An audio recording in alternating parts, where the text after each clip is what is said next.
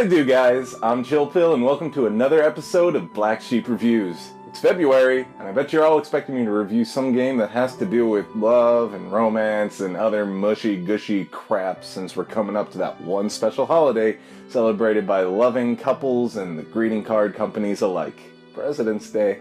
But no, I say to you, here at Black Sheep Vigia, we want to try something a wee bit different. That's why we're officially declaring this month Feels February. So what does that mean exactly? This month, we'll be focusing on games that have a more serious, melancholic tone to them, and taking a look at the sadder side of the medium. Negative emotions like sadness and anger, they tend to go ignored in society, and people think there's something wrong with you if you're not happy like all the time. But really, they're just as important in becoming a psychologically well-rounded person. You can't really appreciate the ups without experiencing the downs, you know? So, today, we're taking a look at a very touching game that was released in January 2016 that follows a family's losing fight against childhood cancer. Oh boy, this one's gonna get heavy. So guys, grab your tissues, grab your Bens and Jerry's, and get yourselves ready as we take a look at that dragon cancer.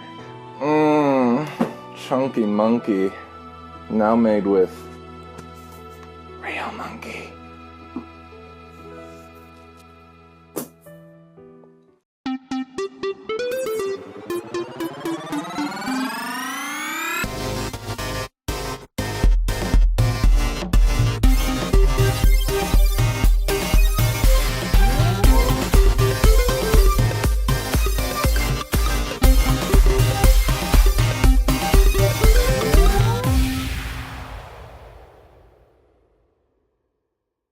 Since this can be a very sensitive subject to a lot of people, I want to be clear right off the bat that any jokes I make about the game are not at the expense of the Green family situation with their son or any of the people that shared their personal experiences with cancer in the story. My intention for this review is to be as respectful as possible, but still keep it lighthearted and fun. Now that we have that out of the way, on with the review! Guys, I'm not gonna lie. I'm absolutely emotionally drained after playing this game. To say that the plot of That Dragon Cancer is powerful and touching doesn't do it enough justice, honestly. The story follows Ryan and Amy Green and their family as they endure the agonizing turmoil of dealing with the cancer of their son, Joel. The game starts out nice and innocent enough at a park with Joel feeding the ducks. Duck. One very greedy duck. I had to laugh when Joel threw the entire loaf of bread and the duck is just like, "You what, mate?" And then just eats it anyways. So, are you able to get your fill of happy? 'Cause that's all you get. Shortly after the duck scene, things start going downhill fast, like just a full-out sprint downhill.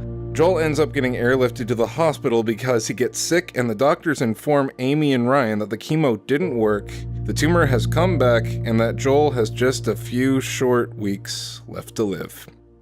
No, this is too serious. You know what? Ratter, can you help us out? Play a clip, any clip. I'm just happy.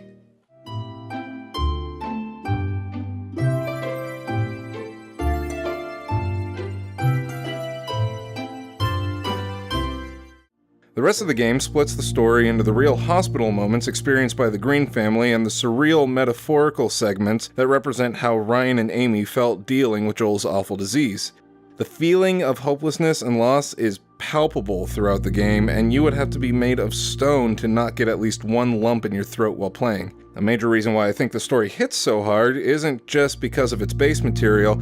Amy and Ryan's dialogue, voice acting, and delivery are on point. It's impressive that the two voiceover amateurs were able to effectively convey such raw emotion through their acting, but I guess it helps that they actually lived through the events in the game, but still, very solid. I felt like the bits with the kids were kinda out of place though. I can't quite put my finger on it, but while Amy and Ryan's lines seemed thought out and poignant, all the dialogue with the kids felt like the devs just ripped audio from the Greens' family home movies, which they might have, I'm not sure, and shoehorned it into the game, making it feel more disjointed than all the other voiceover work. Also, for whatever reason, the subtitles like to play peekaboo with you and just pop up all over the screen, which got kind of distracting at times, honestly. We're reading. Hey, where'd you get... Oh, I guess we're reading over here now. Okay. Those minor gripes aside, the game's story is its strongest feature and would bring a tear to the eye of even the most apathetic of gamers. That Dragon Cancer has a very minimalistic, vibrant art style that really pops with plenty of polygons. Which means every last object is textured with angles and corners, even stuff that shouldn't. This bottle is corners, this planet is corners, this Joel face is corners, and how do you get corners blowing up a balloon? Blow square breaths. Oh. This game looks very pointy, especially these visual representations they use for Joel's cancer. Giant scraggly trees and weird monster hairballs. I'd hate to meet the cat that hawked this one up. Speaking of, that Dragon Cancer has visual metaphors out the wazoo. You got your cancer cockleburrs, the sea of sadness in which we find Ryan drowning, a beacon of light amidst that ocean, a literal dragon that Joel fights. This stuff's everywhere. A lot of these things are overtly obvious, but then there are some things that just, I don't know what they were trying to go for, honestly. Here we have Joel playing with a ball that then turns into some weird hemispherical platform that I guess has a lion living in it. Okay. Here we have Joel riding a bunch of constellation animals. Then there's the whole blown up surgical glove thing. I guess Howie Mandel decided to visit the hospital that day. This is great, man. This is my job. Howie, thank you. Really? This is great, isn't it? My daughters thank you too, man. This is great. There wasn't a whole lot of animation used in the game. Characters were mostly static, and if anything needed to move, it would do so in a smooth gliding motion, which kind of makes me feel like this game is meant to be experienced more as an interactive storybook than it is a video game. The only time they tried to actually animate anything was during the segment where the game turns into a side-scrolling platformer, and Joel moves by cycling the same 2 or 3 frames over and over. Looked and felt pretty awkward, to be honest. As an aside, screw this stupid dragon. I get him down to half a heart of health, and he just won't die. Yeah, I get the metaphor here. Joel wasn't able to beat the dragon in real life, so he shouldn't be able to beat it in the story Amy and Ryan are telling, right? But come on! I'm so close! Ugh. Anyways, I found myself getting chills in a few parts of the game because the world designs were just that beautiful and obviously had a lot of thought and care put into them, especially the more outer spacey parts. The minimalistic art style may end up being one of the more forgettable things about that Dragon Cancer in my opinion, but what it does achieve for the overall game is genius. If you'll notice, which I'm sure you have by now, all of the characters are featureless. I think this was deliberate because the developers wanted to make the situations more relatable by having a blank canvas you could paint your own emotions and experiences on. While we may not have had a child die from cancer, we may have had a parent, or grandparent, or friend who did, and suddenly the featureless, helpless face of Joel is now that of our loved ones we've lost to that dragon cancer. Router, clip, please.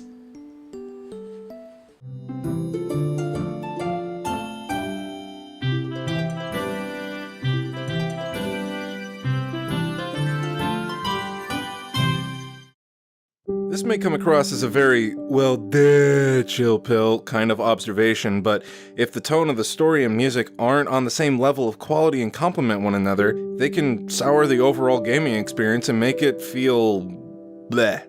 Just bleh. Bleh being the technical term for pfft, of course. Luckily, John Hillman did one heck of a job composing the music for that Dragon Cancer. The soundtrack perfectly matches the intense melancholic tone of the story and is full of slow, beautiful melodies that rise and fall alongside the Green family's emotional ups and downs. A piano and various strings are the instruments of choice for this score, as is customary for anything that needs a real feelsy feel to it. You get you a slow and methodical piano melody, mixed with some violins here and there, and boom! Instant state. There's some choir vocals thrown in.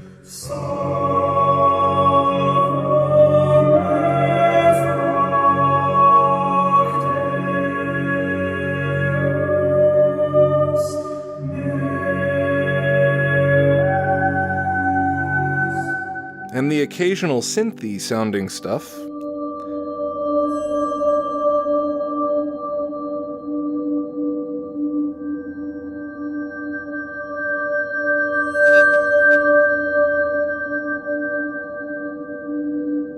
But for the most part, the music stays in the piano-violin safe zone. I enjoyed the music immensely, but when I think back on it, I think I only liked it in tandem with the rest of the game. I listened to the soundtrack on its own recently, and while I still think it's pretty, it's also pretty forgettable. Unless you're looking for something soothing to help you get to sleep, because this stuff's like audio Ambien. Speaking of, the sound effects were, overall, a very standard fare, but the game was not without a couple outliers. For example, Joel's sickly cry coughing was so heartbreaking you could really understand how torturous it must have been for Amy and Ryan to hear and not be able to do anything to help their son. I don't know if crying fell under sound effects or voice acting, but you know what? My review, my rules. So, crying is officially a sound effect. Cool? Don't argue. Just accept. Baby, please stop crying. Baby, please stop crying. What do I do? What do I do? Grab her!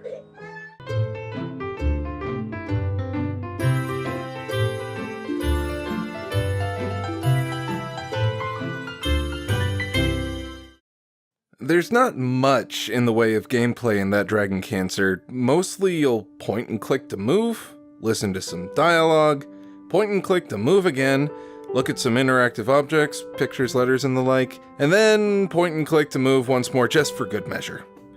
That's what I found most frustrating about this game. You don't actually get free movement to explore in a more organic way. It plays like a first-person point-and-click adventure, minus the fun puzzle-solving part, of course, which is fine for a very short game like this one, but if it were any longer, the monotony would just have been too much to bear. There were times where the devs tried to spice things up by putting a little taste of other video game genres into the mix to keep things a little more entertaining. There was the arcadey platforming section that played like a pseudo ghouls and ghosts, complete with spear throwing and impossible to kill monsters, literally in this instance. Then there was Ryan's surreal dream that had Joel floating around in space with a bunch of those inflated surgical gloves, because that's how science works, I guess.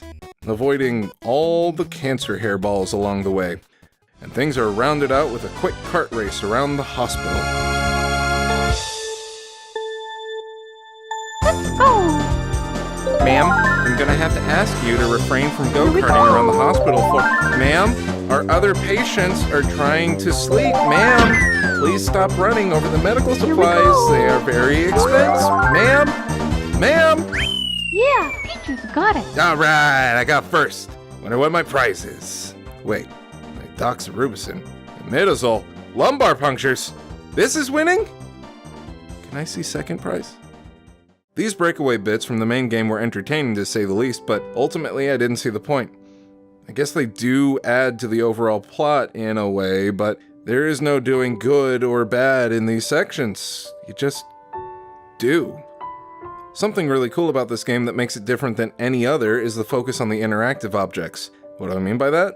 Well, while Joel's story is the main focus of the game, the longest portions are actually spent looking at and reading the game supporter content. If I understand correctly, the developers asked those who donated to getting the game funded to submit their own art, letters, and special notes about how cancer had touched their lives.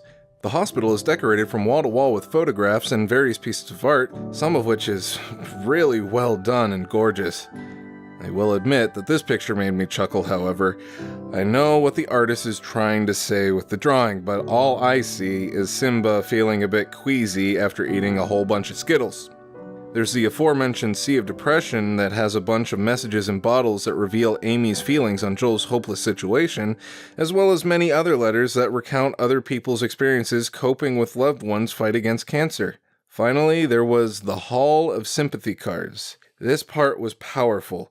You could read the cold hard stats on how many people develop or die from cancer in any given amount of time, and it may not mean that much to you, but when you walk down this hallway and find out every last one of these cards is from a different person who had to deal with a loved one with cancer, suddenly the message hits home a lot harder. I also really liked messing around with the CNC Joel plays with in one of the chapters. It was a creative way to show the inner monologues of the characters during a very depressing scene. It starts out silly enough, but then the barnyard animals go away and we're left with, well, this. Boy, this is even sadder than that CNC sponsored by PETA. Ladies and gentlemen, I present the Vegan Say. Oh, I haven't seen one of these things in years. The cow says, "Moo! Drink soy milk instead." You didn't used to say that. This is a turkey. Eat tofurkey this Thanksgiving. Gobble. I don't think I will. This is a pig. Finally, a normal First one. murder. Damn it. The sheep says, "Like, comment, subscribe."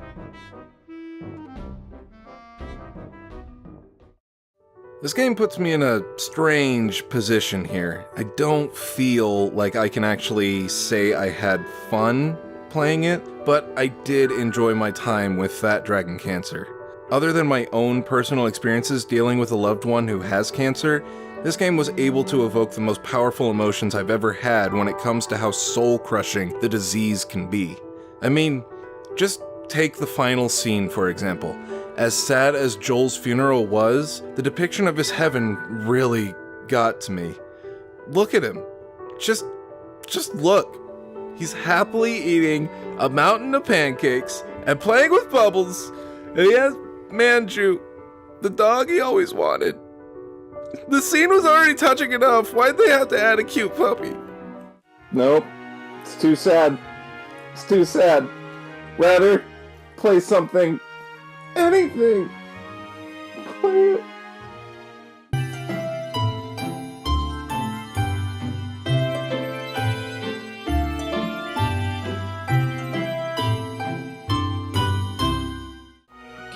You did that on purpose. The blend of a powerful story, simplistic art style, and melancholic music makes for a more memorable gaming experience than what some AAAs have to offer. See, rather than focusing on flash and dazzle, the game devs kept their eyes on what was important: a solid story and how to make the player really feel it. The one major downside is that after you finish the game, and let's face it, if you have a couple of hours free, you could finish it and still have time to squeeze in a couple of rounds in Overwatch, there's nothing to bring you back. The story's done. It's been told. Thanks for playing, but there's nothing left to see here. But that's the beauty of it. You don't need to go back. Joel's story has been told, and for a moment, everyone who played the game cared about what happened to that little boy. And that's all Ryan and Amy ever wanted.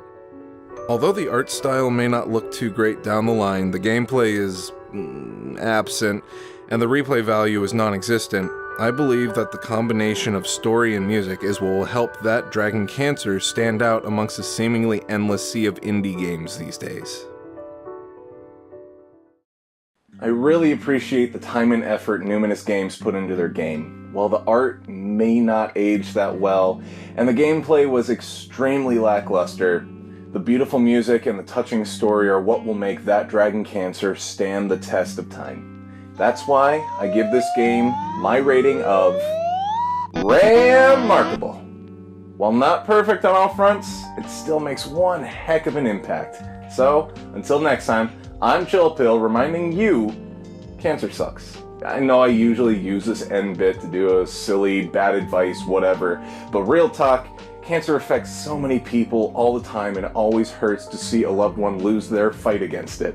So, if cancer is something that runs in your family, do yourself and everyone close to you a favor and get yourself checked out from time to time.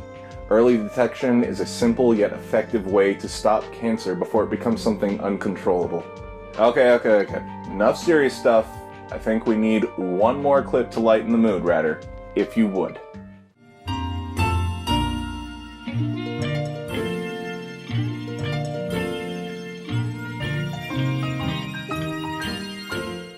That's better.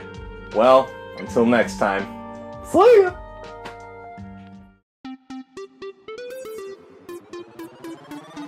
Well, that certainly was heavy. Any dry eyes left out there? Did you guys like the video? What do you think about Feels February? Be sure to let us know on our Facebook page, tweet us on Twitter, or picture us on Instagram at BlackSheepVidya. If you're looking for a fun pick-me-up video to wash away all the sad, why not check out our latest review on Eco, or the latest episode of Sleepy Sheepies. I play Heavy Rain with Radder and The Last of Us with Suitcase. 2 of the happiest games ever made. I promise. Winky face.